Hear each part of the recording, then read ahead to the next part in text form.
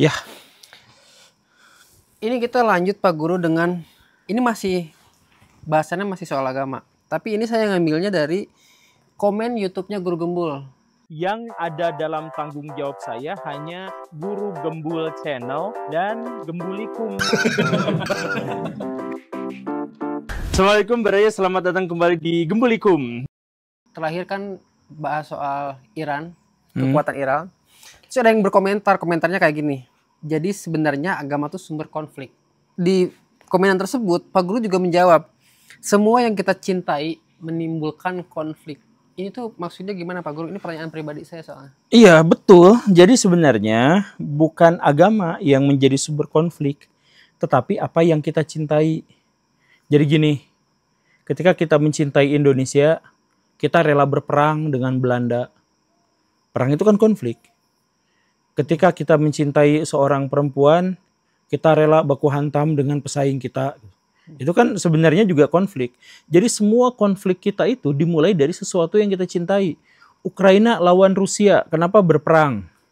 Katakanlah bahasa yang paling enaknya gitu adalah rebutan sumber daya alam. Karena mereka mencintai sumber daya alam, maka mereka konflik. Gitu kan? Nah, jadi kalau misalkan ada orang yang mencintai agama, ya itu sumber konflik. Jadi bukan agamanya, tapi kecintaan kita itu. Nah, karena apa? Ya itulah yang disebut sebagai paradoks kehidupan. Kita itu hanya bisa hidup setelah mematikan pihak lain. Kita tuh hanya bisa menang setelah mengalahkan pihak lain. Jadi kalau kita mau hidup dan mau menang, maka kita tuh harus mengalahkan dan mematikan pihak lain. Itulah yang namanya konflik. Jadi bukan karena agama tuh sebetulnya Pak. Jadi karena agama yang kita cintai. Semua yang dirimu cintai itu menyebabkan konflik. Sok apa yang enggak? Soalnya di kepala Koba ketika nyebut cinta itu pacar aja. Tapi emang konflik sih dia. Iya gitu. Jadi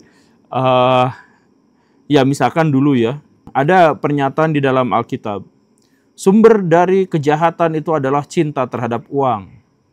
Terus Karl Marx ngebantah, itu dusta karena sumber setiap kejahatan adalah agama, kata Karl Marx. Nah, saya ngomong ke Karl Marx, itu dusta. Sumber dari kejahatan itu adalah sesuatu yang kita cintai. Kita cinta hidup kita, ya kita harus ngebunuh pihak lain. Gak bisa enggak. Oh, sih. Sekarang saya ngerti. Soalnya ketika saya baca, maksudnya apa ini? Pak Guru, kita langsung ke segmen terakhir di episode kali ini. Nah, katanya masih banyak. Ini. Apa ini? Ya, soalnya pertanyaannya banyak, Pak Guru. Dari sini ada beberapa. Oh iya, sok tuh. Coba kita yang belum dibaca tuh yang Letak Distrik sudah, dalil baru sudah. Oh ini.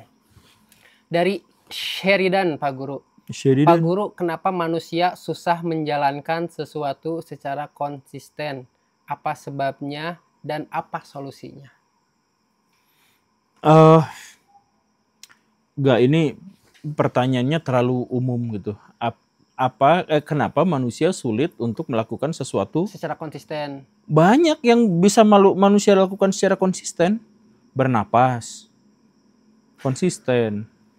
Bangun tidur pada jam tertentu, biasanya konsisten. Jadi sebenarnya makanya ini konteksnya terlalu luas gitu ya. Mungkin ini kalau dikerucutkan ke dia mengejar sesuatu kali Pak Guru. Ngejar sesuatu, misalkan sesuatu tapi dia nge-YouTube gitunya, ada yang bisa konsisten, ada yang tidak gitu ya, seperti itu. Ya, kalau itu sebenarnya tergantung pada motif, tergantung pada kebutuhan, tergantung pada keinginan, dan tentu saja terkait dengan urusan mental. Banyak orang yang mentalnya tidak cukup kuat untuk bisa bertahan dengan sesuatu yang rutin dan konsisten. Ada juga yang bisa bertahan dengan itu. Ada misalkan PNS. PNS kan konsisten. Berangkat jam segini, pulang jam segini. Mau kerja, mau nggak kerja, pokoknya mah datang segitu sampai jam sekian. Konsisten pula gajinya tuh dapatnya tuh segitu gitu. Ya semuanya. Itu bisa bertahan. Atau mungkin ini dari saya yang kayaknya dari Pak Guru juga kata-katanya, mungkin kita tuh nggak konsisten karena kita tidak terlalu pengen hal tersebut. Iya, makanya ini tuh pertanyaannya terlalu luas. Gimana caranya supaya kita konsisten? Ya jangan konsisten dah. Kalau kita nggak butuh pada konsistensi itu gimana gitu. Nah, Sheridan nanti bisa untuk Nanti lebih detailnya spesifik bisa aja. di komentar saja, nanti saya tandain Sheridan gitu. Saya konsisten menyapa si Wulan setiap pagi, udah makan belum? Udah makan belum? Ya kalau konsisten terus sampai dia juga udah punya suami kan jadi bermasalah. Ya itu terlalu luas ya. Ini dari Arul Pak Guru. Arul. Ya ini bahas sejarah nih. Kenapa era keemasan Islam hanya di era Abbasiyah? Sedangkan agama lain tidak ada era keemasan. Dan ada juga yang beberapa kali era keemasan. Pak Guru. Sebenarnya tidak disepakati era keemasan Islam itu pas era Abbasiyah. Ada beberapa tokoh pemikir yang mengatakan era keemasan Islam itu justru era pasca Abbasiyah. Setelah dinasti Abbasiyah pecah belah, abad ke-10, nah itu era keemasannya. Karena kalau misalkan pas Abbasiyah di puncak kejayaan, itu ya hanya ngulibek di satu kota saja yaitu Baghdad gitu. Tapi setelah Abbasiyahnya pecah, itu di Isfahan, di Mesir, di mana-mana itu jadi banyak ilmuwan-ilmuwan. Nah jadi kejayaan Islam justru muncul ketika Abbasiyah itu sudah pecah belah. Nah pendapat seperti itu dipegang sama sama Ibu Karen gitu ya. Si Karen tangan kuat. Ya, yang kayak gitu justru dia mengatakan hal yang sebaliknya. Nah, sedangkan agama-agama yang lain kejayaannya itu tidak ada atau beberapa kali bahkan. Beberapa kali. Agama apa yang kejayaannya beberapa kali? Romawi bangsa bukan agama ya? Iya, kekristenan. Jangan bilang misalkan di zaman sekarang itu zaman kekristenan kuat. Ya sekarang itu bukan era Kristen. Bukan era keagamaan bukan lagi. Era keagamaan sekarang tuh udah gak ada agama yang bisa mengantarkan manusia tuh ke puncak peradaban kalau di zaman ini gitu ya. Jadi Kristen juga satu sama. Kalau Kristen yang Pak Guru tahu di era apa? Era keemasannya. Iya, era keemasannya itu adalah di era Konstantin. Setelah itu di abad pertengahan itu udah bukan era kejayaan Kristen lagi itu. Itu udah runtuh. Era penjelajahan samudra udah pecah belah. Kemudian Renaissance itu udah mengubah wajah Kristen yang sepenuhnya. Coba misalkan gini lah. Dirimu pernah nggak ke Vatikan atau ke Italia? Oh, belum. Oh, belum. Tapi di situ dirimu pasti kenal karya-karya Renaissance. Gitu ya. Misalkan di atap sebuah gereja di basilika apa gitu. Ada gambar Adam dan Tuhan gitu. Nah itu kan sebenarnya dalam nilai Kristen itu haram. Pertama gak boleh menggambar Tuhan. Kedua gak boleh gambar Tuhan telanjang. Itu digambarin kayak gitu. Dan di awal-awal Renaissance itu gereja-gereja itu marah ketika ada patung-patung telanjang. Tapi seabad setelah itu budaya Kristen itu adalah budaya patung telanjang. Padahal itu adalah patung Yunani, budaya Yunani gitu. Nah artinya apa? Artinya pada waktu itu kekristenan sudah hanya bisa bertahan ketika dia mengakomodasi sesuatu yang diharamkannya. Udah kayak gitu. Jadi itu bukan abad kejayaan, itu abad kejayaan kembali Yunani Romawi. Bukan lagi kekristenan gitu. Begitupun yang terjadi setelahnya.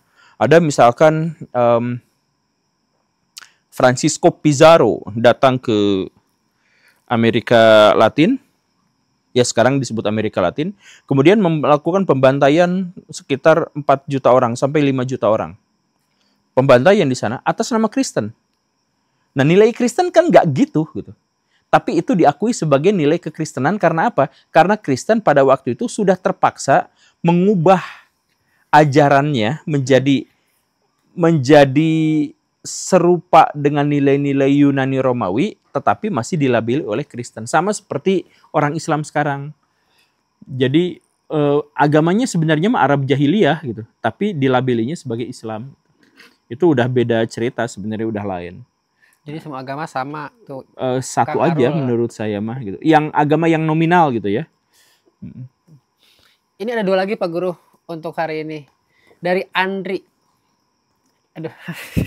Kenapa itu? Saya agak ngeri-ngeri ke bahasa agama gini teh. Nurani masyarakat Konoha dulu bela Palestina atas dasar kemanusiaan. Kini senang Israel diserang, standar ganda bukan kemanusiaan.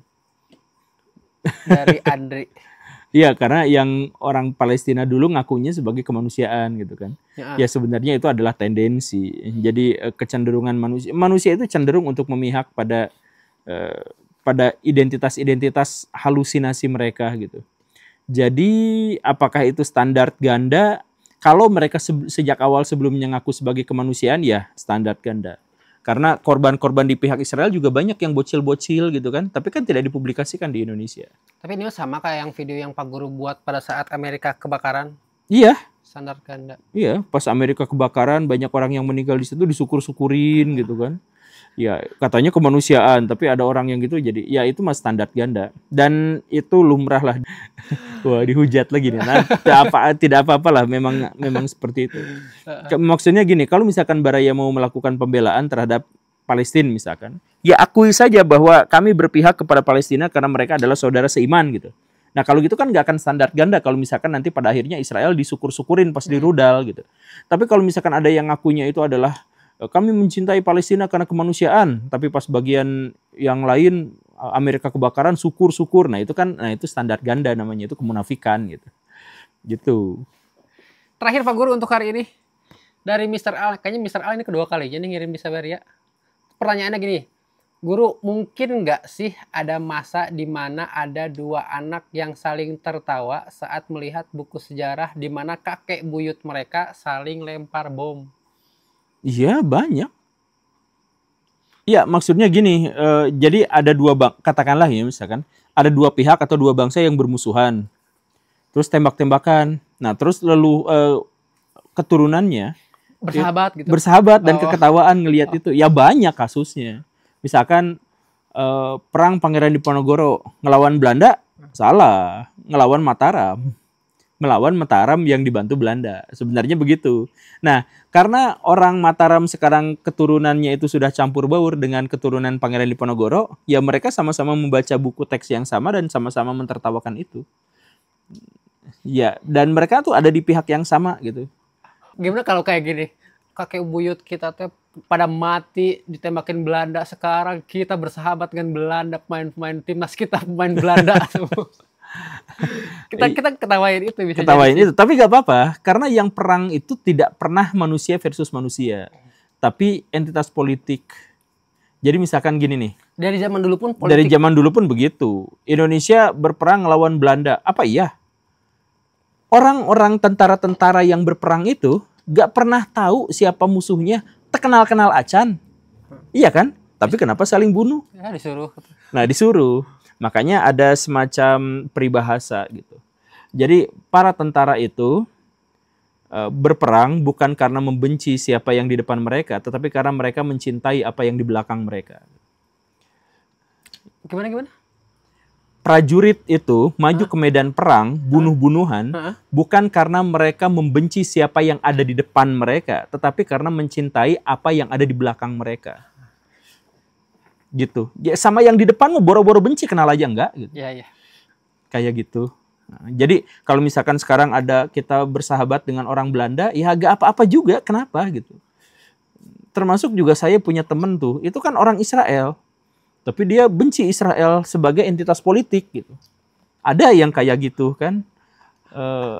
Orang Israel, orang secara pribadi memang keturunan Israel gitu, tapi membenci entitas politik yang namanya Israel gitu. Itu ada juga yang kayak gitu. Ya banyaklah cerita-cerita yang seperti itu. Oke, Pak Guru mungkin untuk hari ini sudah sangat cukup. Terima kasih Pak Guru untuk hari ini. Sampai jumpa besok. Assalamualaikum warahmatullahi wabarakatuh. Waalaikumsalam warahmatullahi wabarakatuh.